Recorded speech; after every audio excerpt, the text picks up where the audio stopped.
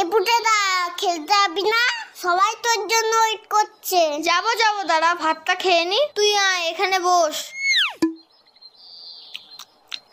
এই পুটেদা তুই এত ভাত খাচ্ছিস? আরে না মা বেশি দিয়ে ফেলেছে। ও মা, ভাত তুলে নাও তো, এত ভাত খাবো না। যা খাবি না পাতে রেখে দে। হ্যাঁ রে বাবান, তোদের বাড়িতে আজকে কি রান্না হয়েছে রে? মাংস মাংস। তাহলে পুটে আজ দুপুরে মাংস ভাত খেতে যাব বাবানের বাড়িতে, কি বলিস? কেন তোমাদের বাড়ির রান্না হয়নি? হয়েছে তো, কিন্তু তোদের বাড়িতে তো মাংস হয়েছে, তাই যাব।